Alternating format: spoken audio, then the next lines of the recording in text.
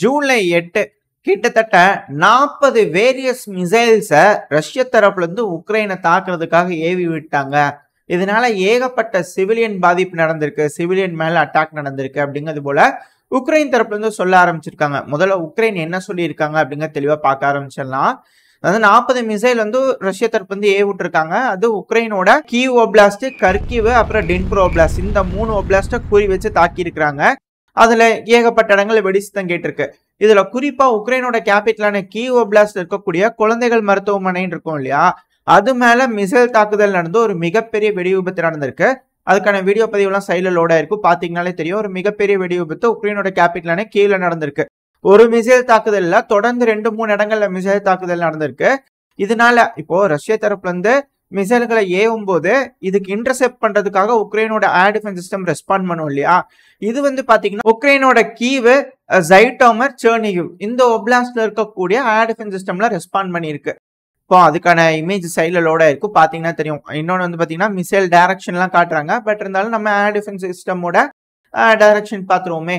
இப்ப இதெல்லாம் நடக்கும்போது மிகப்பெரிய சேதத்தை, சிவிலியன் கேஷுவாலிட்டிஸ், அதுவும் குறிப்பா கீவ்ல இப்ப வரக்கூடிய செய்திகள் பொறுத்த வரைக்கும் மொத்தம் 10 சிவிலியன்ஸ் இறந்துட்டாங்க அப்படின்னு உக்ரைன் தரப்புன்னு சொல்ல ஆரம்பிச்சிருக்காங்க. ஆனா ரஷ்ய தரப்பு வந்து என்ன சொல்லியிருக்காங்க அப்படின்னா, சில அனலிஸ்ட், அது மட்டும் இல்லாம இந்த வீடியோவை நான் ஸ்டாப் பண்ணி காட்டுறேன் அந்த பர்டிகுலர் செகண்ட்ல. ஆக்சுவலி இந்த மிசைலை பார்க்கும்போது இது க்ரூஸ் மிசைலே கிடையாது. இணையதளத்துல பார்க்கும்போது பலரும் வந்து பாத்தீங்கன்னா டீகோட் பண்ணி சொல்லிட்டு இருக்காங்க, இது வந்து க்ரூஸ் மிசைலே இல்லைங்க, இது வந்து இன்டர்செப்டார் மிசைல் அப்படிங்கிறது போல. ஆக்சுவலா என்ன நடந்திருக்குன்னா, ரஷ்யா மிசைல் தாக்குதல் பண்றதுக்காக மிசைல்களை ஏவி இருக்கிறாங்க. அந்த மிசைல்கள் எல்லாத்தையுமே உக்ரைனோட இன்டர்செப்டார்ஸ்னால இன்டர்செப்ட் பண்ண முடியல. அதனால ரேண்டமைஸ்டா அங்கேயும் இங்கேயும் போய் விழுந்து வெடிச்சிருக்கு. அப்படி விழுந்ததுல உக்ரைனோட கேபிட்டலான கீவ்ல இருக்கக்கூடிய அந்த குழந்தைகள் ஆஸ்பத்திரி மேல போய் விழுந்துருச்சு. இதனால ஒரு மிகப்பெரிய சேதம் ஏற்பட்டுருச்சு அப்படிங்கிறது போல சில அனலிஸ்ட் தரப்புல இன்டர்நெட்ல வைரலா பார்க்கும்போது தெரியும். ரெண்டாவது, அது வீடியோ ஓப்பன் சோர்ஸ்ல இருக்கிறதா பாஸ் பண்ணி நானும் உங்களுக்கு காட்டுறேன். அது வந்து க்ரூஸ் மிசைலே கிடையாது, அது இன்டர்செப்டார் மிசைல் அப்படிங்கிறத பலரும் சொல்றாங்க. எனக்குமே அந்த சந்தேகம் இருக்கு.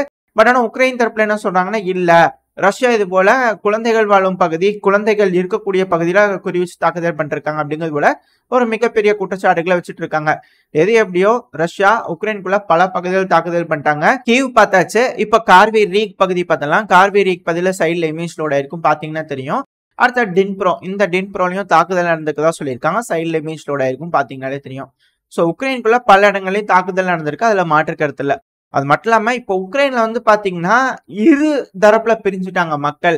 உக்ரைன்ல போர் போதும் அப்படின்னு சில மக்களும், இல்ல இதுக்கு பழி வாங்கி ஆகணும் அப்படின்ற சில மக்களும் வர ஆரம்பிச்சிட்டாங்க அப்படிங்கிற சொல்லப்பட்டு வருது.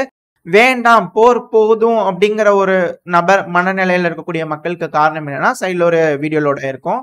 திரும்ப மொபிலைசேஷன் ப்ராசஸ் இது ஒடசா பகுதியில் நடந்திருக்கு. இந்த ஒரு காரணத்தினால மக்களுக்கு மிகப்பெரிய அதிருப்தி ஏற்பட்டு இருக்கு. இதனால வேண்டாம், தயவு செஞ்சு விட்டுருங்க, போரே வேண்டாம் அப்படிங்கிறது போல சில தரப்புல சொல்லிட்டு இருக்காங்க. பட் இது எப்படியோ உக்ரைன் தரப்புல இதெல்லாம் நடக்குமா அப்படிங்கிறது தெரியல. ஆனா இப்போ யூரோப்பியன் யூனியனே பிளவுபட்டிருக்கு அப்படிங்கிற நம்மளுக்கு தெரியுது. பிரான்ஸோட எலெக்ஷன் முடிஞ்சிருச்சு. ஈரான்லயும் வந்து பாத்தீங்கன்னா ப்ரோ வெஸ்டர்ன் கேண்டிடேட் அப்படிங்கிறது போல சொல்லப்பட்டு வருது. இப்ப அந்த ப்ரோ வெஸ்டர்ன் கேண்டிடேட் ஜெயிச்சதுக்குனால இப்ராஹிம் ராசி அவர்களை வாண்டடா மர்டர் பண்ணிட்டு அந்த பதவிக்கு இவர் வந்திருப்பாரு அப்படிங்கிற போல குற்றச்சாட்டுகளா வந்துட்டு இருக்கு. பட் எல்லாமே இது போல குற்றச்சாட்டுகள் யார் வேணாலும் என்ன வேணா சொல்லலாம். ப்ரோ வெஸ்டர்ன் கேண்டிடேட் உட்கார வைக்கணும்ன்றதுக்காகவே இப்படி செஞ்சிருக்காங்க அப்படிங்கிற குற்றச்சாட்டுகள் வருது. எது எப்படியாவது அந்த நாட்டோட பிரச்சனை, அந்த நாடு என்ன முடிவெடுக்கிறாங்க அப்படிங்கிறது பார்ப்போம். அடுத்து இந்த சைட்ல பிரான்ஸ்ல வந்து பாத்தீங்கன்னா லீபன் அவர்கள் ஜெயிக்கூடாதுன்றதுக்காக மேக்ரன் அவர்கள் மிக பெரும் அளவுல முயற்சி செஞ்சாரு, அதுல ஜெயிச்சிட்டாரு. ஆனா அவருக்கு அதனால ஏதாவது பெனிஃபிட் கிடைச்சுனான்னு கேட்டீங்கன்னா இல்ல.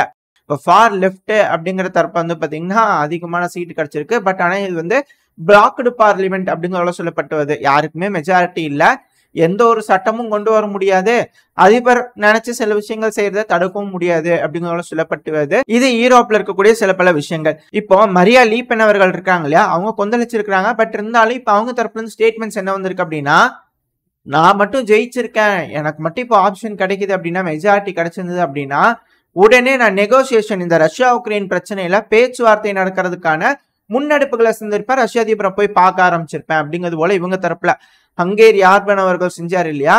சோ அதுக்கு மேலும் அதை செஞ்சு காட்டுதான் வலு சேர்க்கும் விதமா இப்போ ஒரு மிகப்பெரிய கூட்டணி அலையன்ஸ் சேர்ந்துட்டு இருக்கு விக்டர் ஆர்பன் அவர்களுக்கு அப்படிங்கிறது போல புரிஞ்சுக்க முடியுது.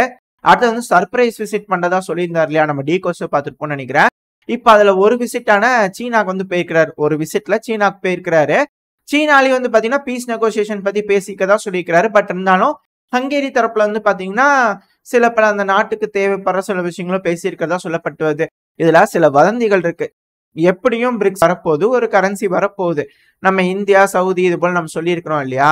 இந்த வாரும் ட்ரேடும் இந்த சீரீஸ்ல பாத்தீங்கன்னா உங்களுக்கு தெரியும் சொல்லிட்டு அந்த டாலரைசேஷன் பேசும்போது நம்ம சொல்லியிருப்போம்.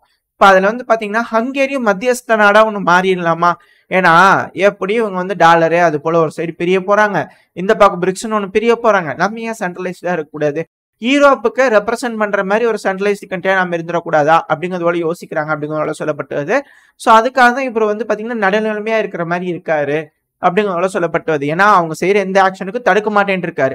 இந்த சைடு ஏதாவது நல்லது நடக்குமான்றதுக்காக பேச்சுவார்த்தை நடத்தணும் தைரியமா போய் எல்லா பக்கம் இனிஷியேட்டிவ் எடுத்து செய்யறாருன்னா இதுக்காக அவர் ட்ரை பண்றாரு அப்படிங்கிற சொல்லப்பட்டது. பட் எது எப்படியோ அபார்ட் ஃப்ரம் தட் ஹங்கேரியோட நன்மைக்காகவும் அவர் எல்லா பயணங்களும் மேற்கொண்டுட்டு இருக்காரு அப்படிங்கிறத புரிஞ்சுக்க முடியுது. யூரோப்போட நன்மைக்கும் தான் அவரோட பாயிண்ட் ஆஃப் வியூல எது நன்மைன்னு தெரியுதோ அதுக்காக அவர் அதெல்லாம் செய்யறாரு அப்படிங்கிற சொல்லப்பட்டுவது.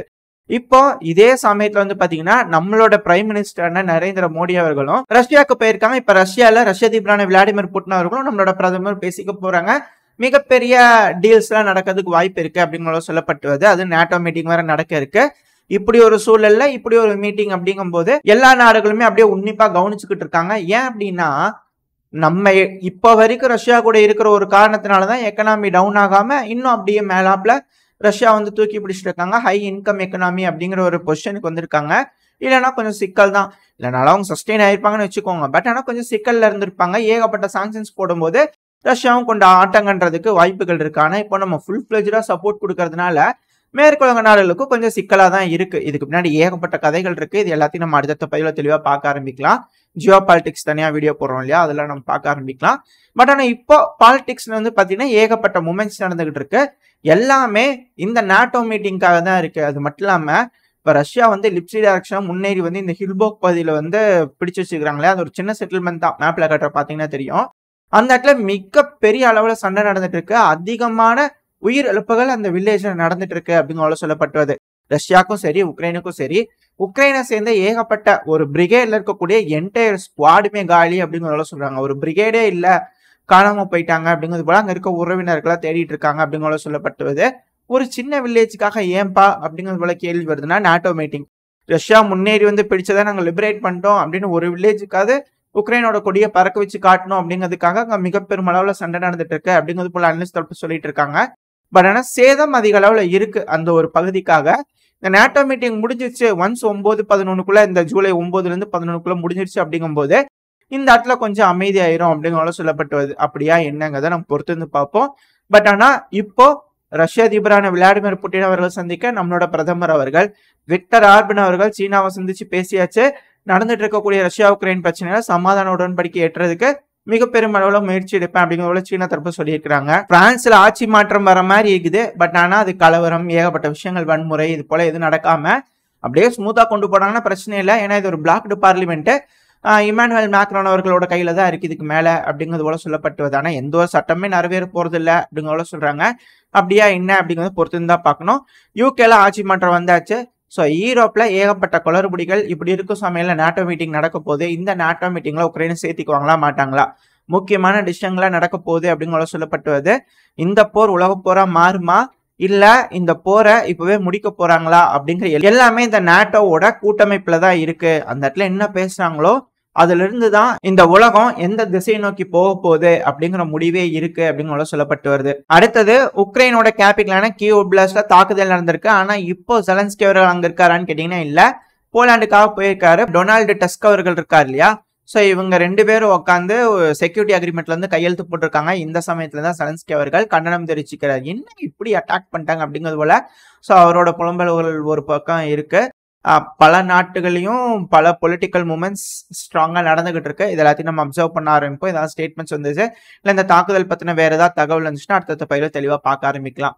அது மட்டும் இல்லாம ரஷ்யாவோட எஃப்எஸ்பி தரப்புல இருந்து வந்து பாத்தீங்கன்னா ஒரு திடீர் குற்றச்சாட்டுகள் உக்ரைன் மேல வைக்க ஆரம்பிச்சுக்கிறாங்க. என்னன்னா ரஷ்யாவோட பாம்பர் விமானங்கள் இருக்கு இல்லையா, அணுவாயுதத்தை சுமந்துட்டு போய் போடக்கூடிய பாம்பர் விமானங்கள், அந்த பாம்பர் விமானங்கள்ல ரஷ்யாவோட பைலட்ஸை வச்சு திரும்பவும் ஆசை காமிச்சு பணம் கொடுக்கறதா சொல்லி ஏமாத்தி அந்த பாம்பர் விமானங்களை அலேக்க தூக்கிட்டு போய் உக்ரைன்ல இறக்கிடலாம், ரஷ்யாவோட அணு ஆயுதத்தை உக்ரைனுக்கு கொண்டு போய் வச்சுட்டு அதை பயன்படுத்தி உக்ரைன்ல இருந்து ரஷ்யா மேலேயே குண்டு தூக்கி வீசி பார்த்தரலாம் அப்படிங்கிறது போல திட்டம் போட்டதா சொல்லப்பட்டுவது. பட் ஆனால் அதை எப்படியோ முறியடிக்கப்பட்டு விட்டது. ரஷ்யாவோட டியூ பாம்பர் விமானத்தை சக்சஸ்ஃபுல்லா சேவ் பண்ணிட்டாங்க.